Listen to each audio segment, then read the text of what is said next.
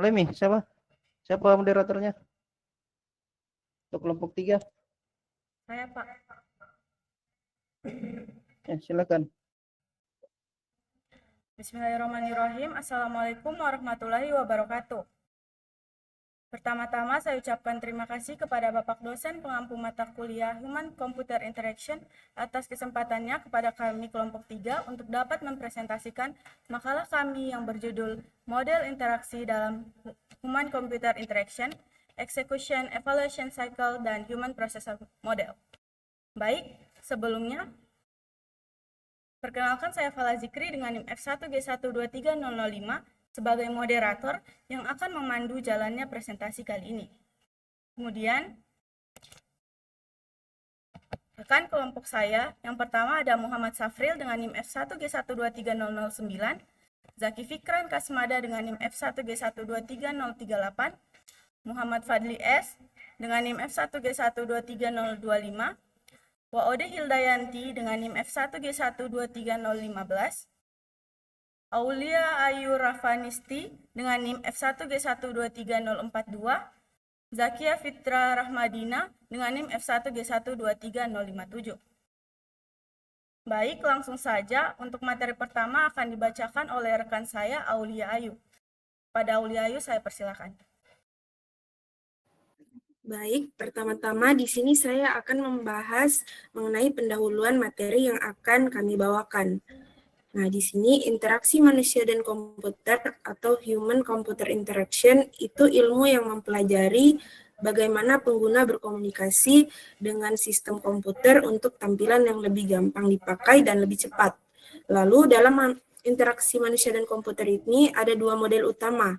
Yang pertama itu model Norman yang menjelaskan interaksi dalam dua siklus, yaitu eksekusi dan evaluasi, di mana pengguna ini melakukan tindakan, lalu sistem respon, dan pengguna mengevaluasi hasilnya. Selanjutnya, model yang kedua itu model Human Processor atau HPM. Di sini memperlakukan manusia sebagai sistem pemrosesan informasi yang terdiri dari persepsi kognitif dan motorik. Nah, mempelajari materi interaksi manusia dan komputer ini sangat penting dalam mengembangkan teknologi seperti AI, realitas virtual, dan sistem otomatisasi agar lebih efisien dan nyaman digunakan. Selanjutnya saya serahkan kepada moderator kembali. Baik, terima kasih Aulia Ayu. Untuk materi selanjutnya akan dibacakan oleh materi kedua, yaitu Muhammad Fadli.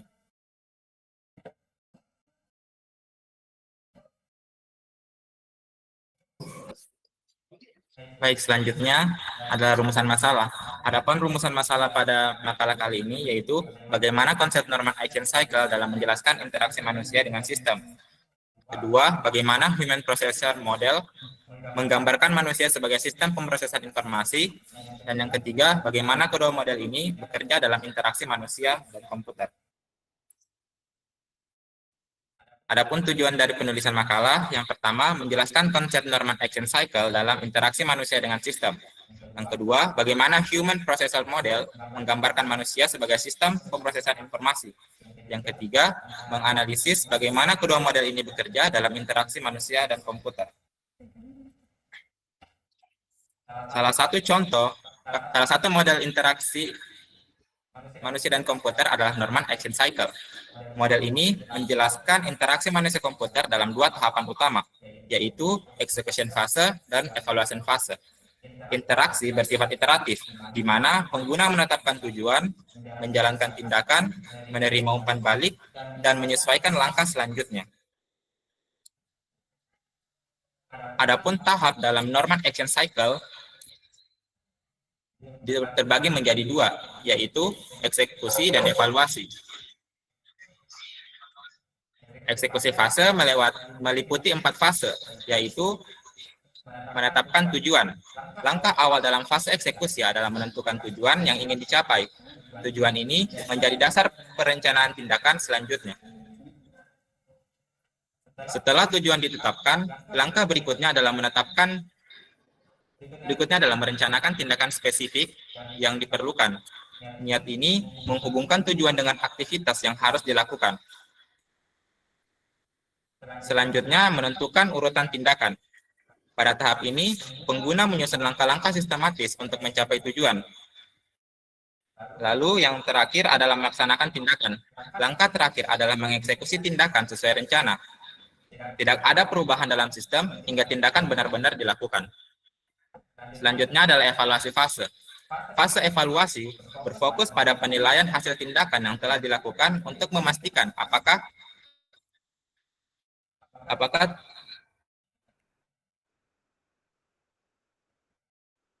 tindakan yang telah dilakukan telah tercapai. Evaluasi ini membantu pengguna memahami efektivitas interaksi mereka dengan sistem dan memberikan umpan balik untuk perbaikan. Fase pertama pada evaluasi fase adalah memahami status sistem.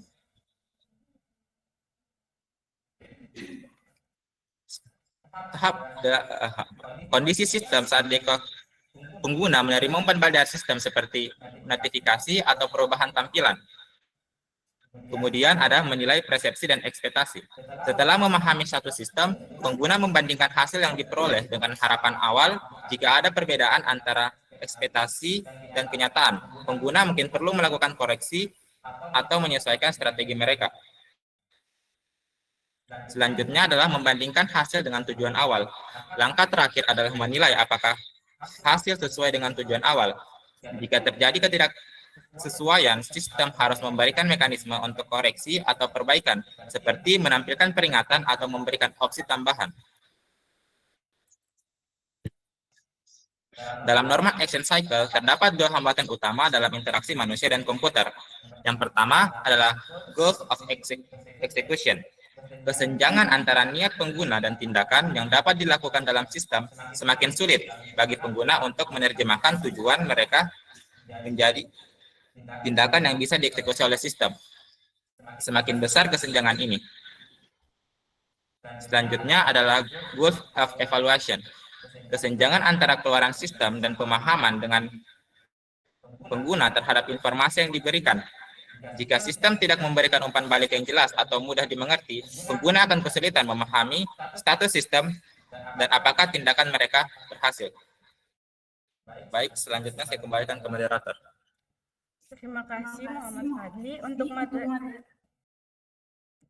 Terima kasih Muhammad Fadli. Untuk selanjutnya akan dibacakan oleh Zaki Fikran. Baik, terima kasih moderator. Selanjutnya kita akan membahas tentang contoh penerapan model interaksi Norman. Penerapan model interaksi Norman terus digunakan hingga saat ini. Nah, contohnya itu seperti yang telah dijelaskan sebelumnya, yaitu tahap eksekusi. Pada aplikasi e-commerce, pengguna biasanya membuka aplikasi, mencari produk, dan menambahkannya ke keranjang. Hal ini mencerminkan bagaimana pengguna melalui tahapan perancangan hingga pelaksanaan untuk mencapai tujuan mereka, yaitu membeli produk. Hal ini sesuai dengan yang telah dijelaskan oleh rekan saya sebelumnya mengenai goals of execution. Kemudian, yang kedua ada yang contoh pada tahapan evaluasi. Pada aplikasi e-commerce, pengguna mengecek status pesanan dan memastikan transaksi berhasil. Hal ini menunjukkan bagaimana pengguna mengevaluasi apakah tindakan yang mereka lakukan telah menghasilkan hasil yang sesuai dengan harapan. Sebagaimana yang telah dijelaskan sebelumnya tentang goals of evaluation. Slide selanjutnya kita akan membahas tentang kelebihan dan kekurangan model interaksi Norman. Kelebihannya yang pertama itu adalah mempermudah identifikasi masalah UX. Model ini membantu desainer mengidentifikasi hambatan dalam interaksi penggunaan, baik dalam memahami sistem maupun dalam menerima umpan balik dari sistem. Kedua, ada fokus pada pemahaman kognitif pengguna. Dengan mempertimbangkan bagaimana berpikir dan memahami sistem, model ini mendukung desain yang lebih intuitif dan mudah digunakan. Ketiga, itu menekan umpan balik yang jelas. Norma menekan pentingnya feedback dalam desain, sehingga membantu mengurai kesalahan pengguna dan meningkatkan efisiensi interaksi. Keempat, dapat diterapkan pada berbagai teknologi. Model ini dapat digunakan untuk mengevaluasi berbagai jenis antarmuka, dari perangkat lunak, desktop, hingga aplikasi mobile dan perangkat IoT. Kelima, meningkatkan efektivitas desain antarmuka.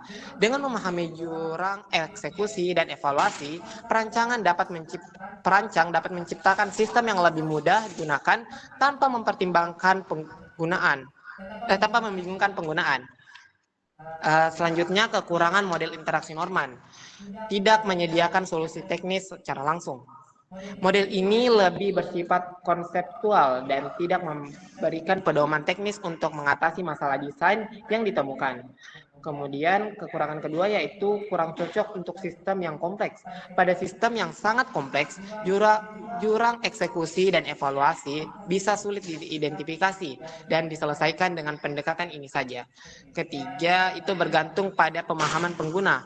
Model ini mengasumsikan bahwa pengguna memiliki pemahaman yang cukup terhadap sistem, tetapi dalam beberapa kasus, pengguna dengan keterampilan rendah masih dapat mengalami kesulitan. Keempat, tidak mempertimbangkan faktor sosial dan emosional secara mendalam. Model ini lebih fokus pada aspek kognitif daripada faktor sosial atau emosional, yang juga berperan dalam pengalaman pengguna. Kelima, yaitu perlu kombinasi dengan model lain untuk hasil yang optimal. Untuk mendapatkan desain yang benar-benar efektif, model Norman biasanya perlu digunakan dengan model interaksi lainnya, seperti teori lainnya. Mungkin cukup dari saya kembalikan kepada moderator.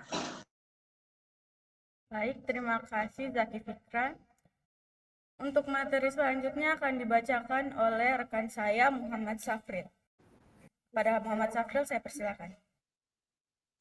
Baik, terima kasih atas kesempatannya. Selanjutnya adalah model human processor. Model human processor adalah model kognitif yang menggambarkan bagaimana manusia memproses informasi dalam interaksi dengan sistem komputer atau lingkungan sekitar. Model ini dikembangkan berdasarkan prinsip-prinsip psikologi kognitif dan ilmu kognitif untuk memahami cara kerja otak manusia dalam menerima, mengolah, dan merespon informasi. MHP menyederhanakan sistem kognitif manusia ke dalam 3 komponen utama. Yang pertama yaitu perceptual processor. Bertanggung jawab untuk menerima dan mengenali informasi dari lingkungan melalui indera, misalnya penglihatan dan pendengaran. Yang kedua adalah cognitive processor, berperan dalam memahami, memproses, dan mengambil keputusan berdasarkan informasi yang diterima. Untuk yang ketiga yaitu motor prosesor, gunanya untuk menjalankan perintah dari proses kognitif dengan mengontrol gerakan fisik seperti mengetik, mengklik mouse, atau berbicara. Model ini sering digunakan dalam bidang interaksi manusia komputer untuk merancang antarmuka pengguna yang lebih efektif dan efisien. Selanjutnya, tahapan dalam model human processor. MHP menggambarkan proses berpikir manusia sebagai rangkaian tahapan yang terdiri dari beberapa unit pemrosesan. Yang pertama, tahap persepsi. Tahap ini melibatkan sensorik manusia dalam menangkap informasi dari lingkungan. Informasi dapat berupa teks, gambar, suara, atau stimulus lainnya. Perceptual processor bekerja dengan komponen berikut. Yang pertama ada sensory memory, gunanya menyimpan jangka pendek dari rangsangan yang diterima melalui indera. Yang kedua adalah perceptual processing time, waktu rata-rata yang dibutuhkan untuk mengenali stimulus adalah sekitar 100 milisecond. Yang tahapan kedua yaitu cognitive stage atau tahap kognitif. Pada tahap ini informasi yang diterima diolah dalam working memory yang berperan dalam memahami makna stimulus dan mengambil keputusan. Beberapa aktivitas utama dalam tahap ini meliputi comparing, perbandingan mencocokkan stimulus baru dengan informasi yang telah tersimpan dalam memori jangka panjang. Yang kedua, pengambilan memori, mengakses informasi dari long-term memory atau memori jangka panjang. Ketiga adalah pengambilan keputusan, memilih tindakan berdasarkan informasi yang diterima.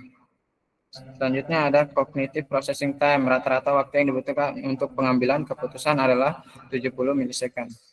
Untuk tahapan terakhir yaitu motor stage, yaitu setelah keputusan dibuat, sinyal dikirim ke motor prosesor yang mengontrol gerakan tubuh untuk melakukan tindakan fisik. Beberapa komponen dalam tahap ini meliputi pertama motor memori, gunanya menyimpan keterampilan motorik seperti mengetik atau menulis.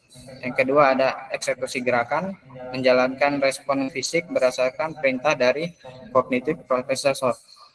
Yang ketiga adalah motor processing time, waktu yang dibutuhkan untuk merespon tindakan sekitar 70 milisekund. Selanjutnya ada kelebihan dan kekurangan model human processor. Kelebihan pertama yang dimiliki model human processor adalah membantu desain antarmuka yang intuitif. Dengan memahami cara manusia memproses informasi, desainer dapat menciptakan sistem yang lebih mudah digunakan. Yang kedua, berdasarkan penelitian empiris validasi tinggi.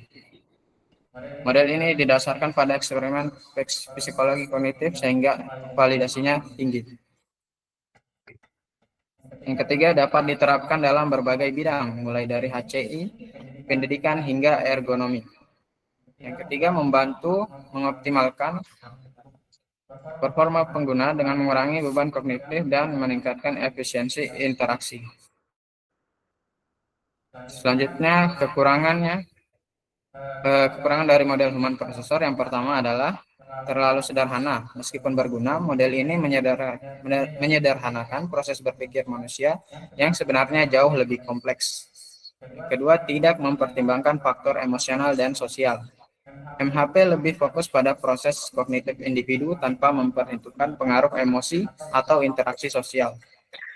Yang ketiga, kurang fleksibel dalam menghadapi tugas-tugas kompleks. Tidak semua jenis pekerjaan atau aktivitas manusia dapat dijelaskan hanya dengan model ini. Yang keempat, tidak memperhitungkan variabilitas individu. Setiap individu memiliki kecepatan pemrosesan informasi yang berbeda-beda. Tetapi model ini mengasumsikan nilai rata-rata untuk semua orang. Oke, itu saja. Jadi saya kembalikan kepada moderator.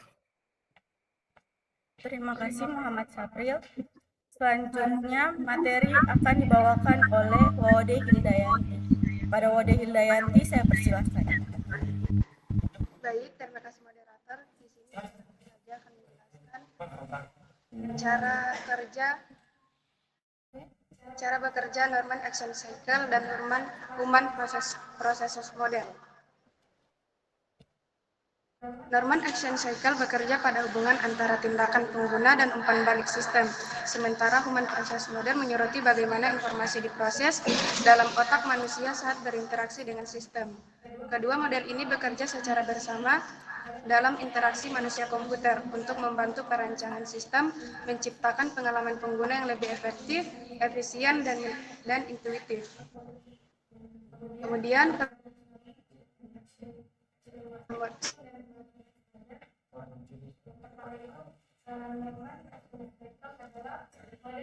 adalah model yang menjelaskan bagaimana manusia berinteraksi dengan sistem melalui serangkaian tindakan dan evaluasi hasil. Model ini berfokus pada tahapan eksekusi dan umpan balik dari sistem yang membantu pengguna memahami apakah tindakan mereka berhasil atau tidak. 3 tahapan utama dalam Norman Action Cycle yaitu pertama, pembentukan tujuan. Pengguna menentukan tujuan yang ingin dicapai. Kedua, eksekusi tindakan. Pengguna menerjemahkan tujuan ke dalam tindakan yang dilakukan di dalam sistem. Ketiga, evaluasi hasil. Pengguna mengevaluasi apakah sistem telah memberikan hasil yang sesuai dengan tujuan awal mereka. Untuk fokus utamanya itu, pertama, bagaimana pengguna berinteraksi dengan sistem untuk mencapai tujuan mereka. Kedua, bagaimana sistem memberikan umpan balik yang jelas agar pengguna memahami hasil tindakan mereka. Ketiga, mengidentifikasi hambatan dalam interaksi seperti kurangnya umpan balik atau desain sistem yang membingungkan. Kemudian, Human Process Model. Human Process Model menggambarkan bagaimana manusia menerima, memproses, dan merespon informasi saat berinteraksi dengan sistem komputer. Model ini membagi pemrosesan informasi menjadi 3 bagian utama, yaitu perceptual processes, Ini mengelola informasi dari indera seperti penglihatan dan pendengaran. Kedua, cognitive processor menganalisis informasi dan membuat keputusan berdasarkan pengalaman sebelumnya. Ketiga, motor processor mengontrol gerakan fisik seperti mengetik atau mengklik tombol. Fokus utamanya itu bagaimana manusia memproses informasi dalam interaksi dengan sistem, kemudian waktu yang dibutuhkan untuk mengamati, memahami, dan merespons suatu elemen dalam antarmuka, kemudian mengoptimalkan desain sistem berdasarkan kemampuan kognitif manusia agar lebih efisien dan intuitif. Jadi, Norman's action cycle lebih berfokus pada tindakan pengguna dan bagaimana sistem meresponnya, terutama dalam membentuk umpan balik. Sedangkan Human Processor Model lebih berfokus pada proses internal dalam otak manusia saat menerima dan memproses informasi dalam interaksi dengan komputer. Itu saja dari saya kembalikan kepada moderator. Baik, terima kasih Wade Hildayanti. Untuk materi selanjutnya akan dibawakan oleh rekan saya Zakia Fitra. Kepada Zakia Fitra saya persilahkan. Baik, selanjutnya kolaborasi Norman Action Cycle dan Human Processor Model. Norman Action Cycle menggambarkan tahapan tindakan pengguna dalam interaksi dengan sistem. Yang pertama, menentukan tujuan. Yang kedua, melakukan tindakan dan mengevaluasi hasil. Selanjutnya, Human Processor Model menjelaskan bagaimana informasi diproses di setiap tahap. Yang pertama, perceptual processor yang menerima informasi dari antarmuka. Yang kedua, cognitive processor yang menafsirkan informasi dan menentukan tindakan. Dan yang ketiga, motor processor yang menjalankan tindakan. Kemudian hubungan kedua model. HPM bekerja dalam setiap tahap Norman Action Cycle untuk menjelaskan bagaimana pengguna memproses informasi saat berinteraksi dengan sistem. Yang kedua, ada gulf of execution yang terjadi ketika pengguna kesulitan memahami cara melakukan tindakan dalam sistem. Dalam konteks HPM, pengguna mengalami tantangan dalam perseptual, kognitif, dan motorik. Yang ketiga ada gulf of evolution. Gulf of evolution terjadi ketika pengguna kesulitan menafsirkan hasil dari tindakan yang telah dilakukan. Dalam HPM, ini berkaitan dengan bagaimana pengguna menerima dan memproses umpan balik dari sistem. Baik, saya kembalikan ke moderator.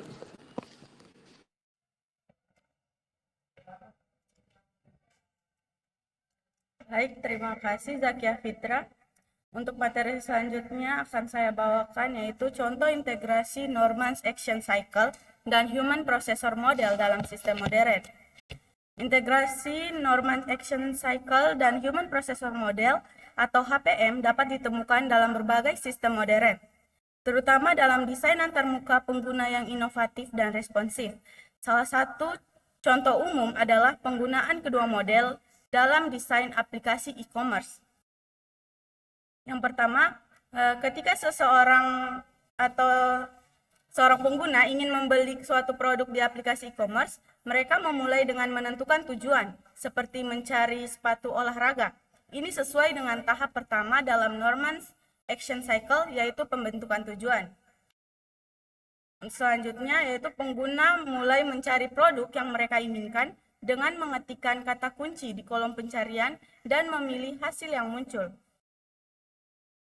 Setelah memilih produk dan menambahkannya ke keranjang, pengguna melanjutkan ke tahap pembayaran. Pada titik ini, mereka perlu mengevaluasi apakah tindakan yang telah dilakukan sesuai dengan harapan mereka, yang merupakan bagian dari Gulf of Evolution dalam Norman's Action Cycle. Terakhir, ketika pengguna menekan tombol bayar sekarang, motor prosesor dalam HPM bertanggung jawab untuk mengeksekusi tindakan fisik, seperti mengklik tombol atau memasukkan informasi pembayaran. Setelah transaksi selesai, pengguna menerima konfirmasi pembelian yang merupakan bagian dari evaluasi akhir dalam Norman's Action Cycle. Jadi, kesimpulan yang dapat diambil dari materi yang kami bawakan yaitu Norman Action Cycle dan Human Processor Model atau HPM adalah dua model fundamental dalam yang membantu memahami interaksi pengguna dengan sistem. Norman's Action Cycle menyoroti proses iteratif eksekusi dan evaluasi, serta hambatan dalam interaksi, gulf of execution, dan gulf of evaluation. Sementara itu, HPM menjelaskan bagaimana manusia memproses informasi melalui tahap persepsi, kognitif, dan motorik. Keduanya saling melengkapi dalam desain sistem yang intuitif dan ramah pengguna. Dengan menerapkan kedua model ini, desainer dapat menciptakan antarmuka yang lebih efisien, responsif, serta selaras dengan kebutuhan pengguna, meningkatkan pengalaman digital yang lebih nyaman dan efektif. Baik, itu saja materi dari kami. Selanjutnya, saya akan membuka sesi tanya-jawab. Dengan catatan, saya akan menampung untuk 3 pertanyaan terlebih dahulu. Jika masih ada waktu, saya akan membuka sesi tanya-jawab lagi. Baik, jika teman-teman yang ingin bertanya, silakan raise hand. Baik, untuk pertanyaan pertama, Muhammad Ihram, saya persilakan.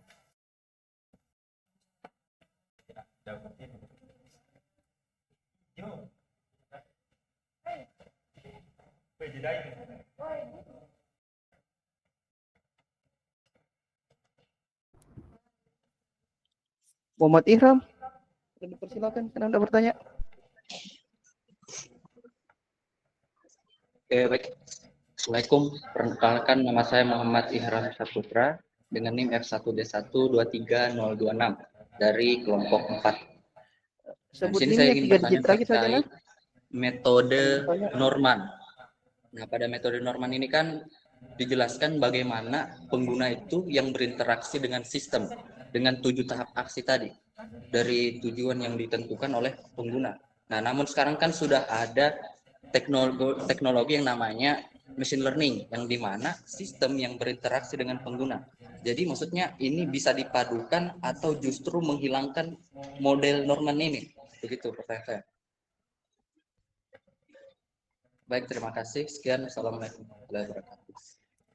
Baik, terima kasih untuk pertanyaannya. Minta tolong untuk dikirim ke grup kelas. Baik, untuk pertanyaan kedua, saya persilakan untuk Muhammad Aslam. Assalamualaikum warahmatullahi wabarakatuh. Saya Muhammad Aslam Hidayat dengan NIM 21.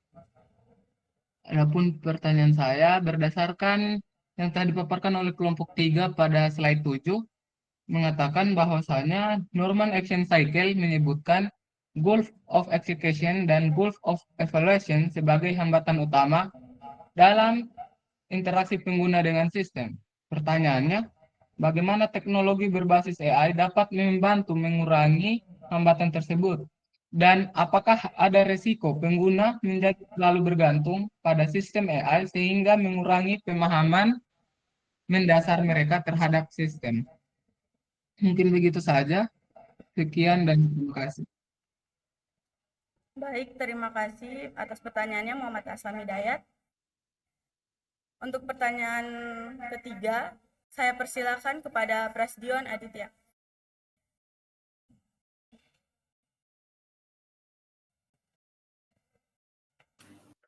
Baik, terima kasih. Jadi, saya Muhammad Akso Prasdion Aditya dengan NIM 023 dari perwakilan kelompok 7. Jadi seperti yang kita ketahui ya, perkembangan teknologi dan inovasi dalam bidang HC ini kan sudah membawa perspektif baru mengenai cara pengguna itu berinteraksi dengan sistem digital. Nah, perubahan ini menantang model-model tradisional, misalnya seperti human processor model yang selama ini jadi acuan dalam memahami interaksi manusia komputer. Nah, dalam konteks tersebut, pertanyaannya itu bagaimana perkembangan terbaru dalam HCI mengubah pemahaman kita tentang interaksi manusia komputer, terutama terkait dengan model-model tradisional seperti human processor model. Baik, pertanyaannya itu saja. Terima kasih. Baik, terima kasih Prasdion Aditya. Kami ingin meminta waktu untuk menjawab pertanyaan sebentar.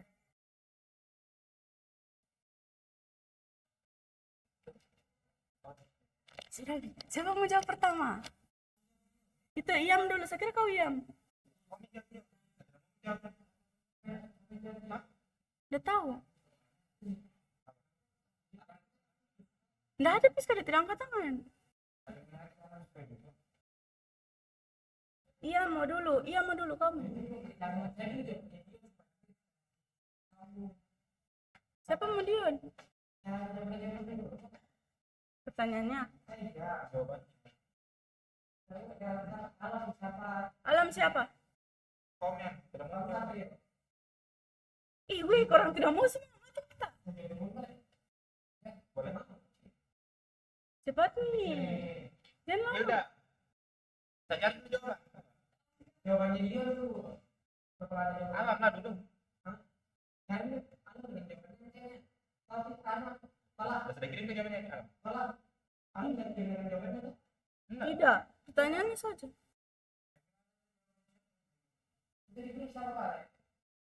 Oh iya kak, jawabannya kayak itu. Itu pertanyaannya, cari memang jawabannya. Dia bilang begitu. Cepat nih. Kami dulu Kiran.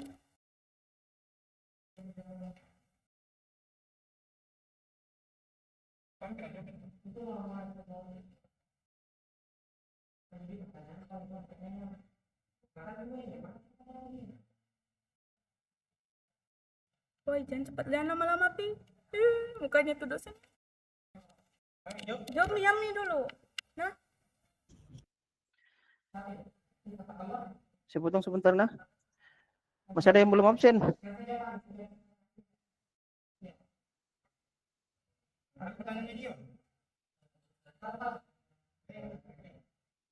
Masih ada yang belum absen kah? Ini yang saya kirim tadi. Kenapa?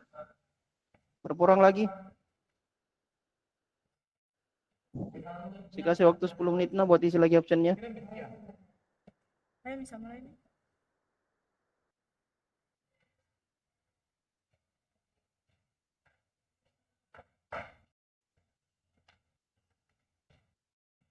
Baik, untuk pertanyaan dari Muhammad Irham akan dibacakan oleh Zaki Fikran. Pada Zaki Fikran saya persilahkan.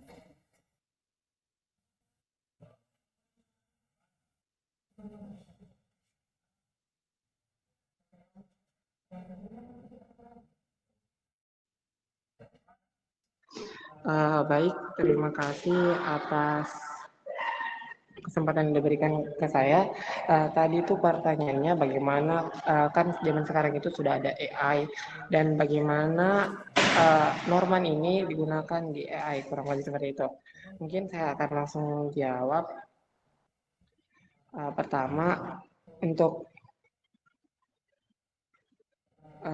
jika sebelumnya pengguna itu harus memahami sistem terlebih dahulu dan mengambil tindakan berdasarkan umpan balik.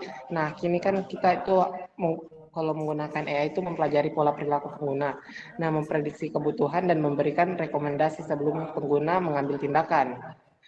Nah, untuk caranya itu pertama itu Norman itu akan malah menjadi pelengkap dari Norman model itu sendiri. Pertama, itu akan mempercepat proses pencapaian tujuan. AI dapat mengurangi hambatan dengan menyediakan rekomendasi otomatis. Itu akan memberikan yang namanya Gulf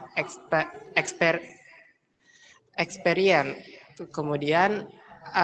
Kemudian ada yang namanya itu meningkatkan efektivitas aksi. Penggunaan machine learning dapat menyederhanakan navigasi, mengurangi beban kognitif dari pengguna itu sendiri. Kemudian meningkatkan umpan balik yang lebih adaptif. Sistem tidak akan menampilkan respons statis, tetapi juga menyesuaikan berdasarkan apa dari interaksi dari manusia itu sendiri. Jadi alih-alih menggantikannya, mesin learning justru memperkuat dari model Norman itu sendiri dan dapat menghadirkan interaksi yang lebih adaptif, prediktif dan efisien. Peran pengguna juga tetap ada, tetapi kini didukung oleh sistem yang lebih cerdas dan lebih pintar. Mungkin sekian jawaban dari saya kembalikan kepada moderator. Baik, terima kasih Zaki Fikran. Saya meminta kepada Muhammad Irham untuk memberikan tanggapan dari jawaban yang diberikan oleh Zaki Fikran.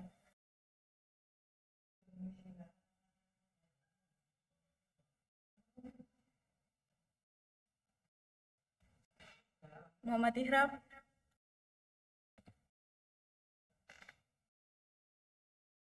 Oh iya, baik.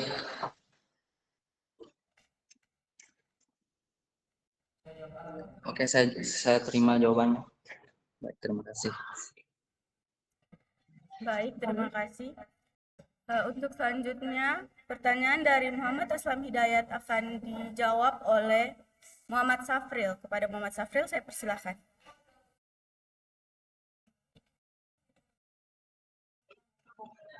Baik, terima kasih atas kesempatannya.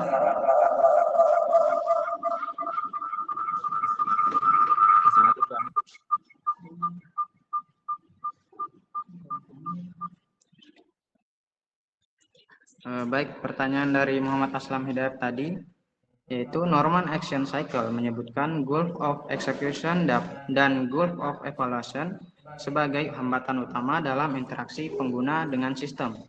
Bagaimana teknologi berbasis AI dapat membantu mengurangi hambatan ini, dan apakah ada risiko pengguna menjadi terlalu bergantung pada sistem AI sehingga mengurangi pemahaman mendasar mereka terhadap sistem? Baik, langsung saya jawab. AI dapat mengurangi Gulf of Execution dengan antarmuka intuitif, prediksi tindakan, dan otomatisasi sehingga pengguna tidak perlu memahami proses teknis yang rumit. Sementara itu, Gulf of Evaluation dapat diminimalkan dengan visualisasi data yang jelas, feedback real-time, dan pengalaman personalisasi yang membantu pengguna memahami hasil sistem dengan lebih mudah. Namun, ketergantungan berlebihan pada AI bisa mengurangi pemahaman pengguna terhadap sistem, meningkatkan risiko bias keputusan, dan menurunkan keterampilan manual mereka. Oleh karena itu, sistem AI harus tetap transparan dan memberikan kontrol kepada pengguna agar mereka tetap memahami cara kerja sistem tanpa sepenuhnya bergantung pada AI. Kurang lebih seperti itu jawaban dari saya. Saya kembalikan kepada moderator. Baik, terima kasih Muhammad Safril. Bagaimana tanggapannya untuk Muhammad Aslam? Jawabannya cukup mudah dimengerti dan saya mengerti juga. Terima kasih. Baik, untuk pertanyaan selanjutnya dari Prasdion akan dijawab oleh Aulia. Pada Aulia, saya persilakan. Baik, di sini saya akan menjawab pertanyaan dari Muhammad Aksal Prasdian Aditya. Pertanyaannya yaitu bagaimana perkembangan terbaru dalam HCI mengubah pemahaman kita tentang interaksi manusia dan komputer, terutama terkait dengan model-model tradisional seperti Human Processor Model. Nah, jawabannya itu perkembangan terbaru dalam HCI itu banyak mengubah caranya kita memahami interaksi manusia dan komputer, dan menggantikan model lama, yaitu Human Processor Model, yang sifatnya itu mekanis dan kaku. Nah, perubahan utamanya itu yang paling terbaru yaitu seperti AI dan Machine Learning, yang dimana sistemnya itu menyesuaikan dengan diri pengguna, bukan sebaliknya. Contohnya asisten virtual seperti Siri. Dan yang kedua itu interaksi multimodal, yang tidak hanya pakai keyboard, mouse, tapi juga suara, gerakan, dan sentuhan. Contohnya kontrol suara dan VR.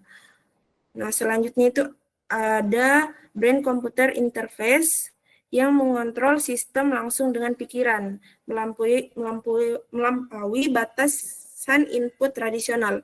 Nah, jadi kesimpulannya itu dulu interaksi manusia dan komputer itu dianggap seperti proses mekanis yang bisa dihitung, dan sekarang itu sistemnya lebih adaptif, fleksibel, dan berbasis pengalaman.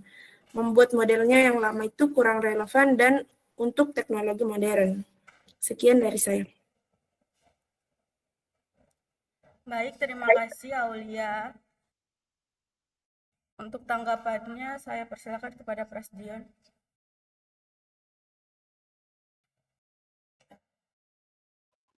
Baik, untuk tanggapan dari Aulia sudah saya pahami dengan baik. Terima kasih. Baik, untuk mengefisienkan waktu, karena masih ada kelompok selanjutnya yang ingin presentasi, maka saya cukupkan presentasi untuk kelompok 3. Mohon maaf apabila ada kesalahan kata. Wabillahi taufiq wal hidayah. Assalamualaikum warahmatullahi wabarakatuh. Saya kembalikan kepada dosen pengampu. Waalaikumsalam warahmatullahi wabarakatuh. Ini pindah ruangan lagi buat kelompok berikutnya. Kelompok 4.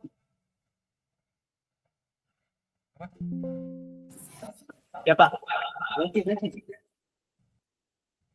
Sudah buat Zoom juga? Atau di sini saja? Ini yang Sepertinya sama? tidak Pak, di link yang sama saja Pak. Oh, di yang sama saja? Sudah komen dulu. Sih, sudah saya matikan lagi.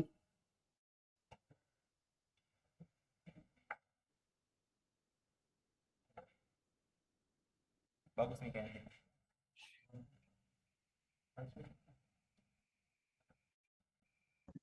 Saya matikan.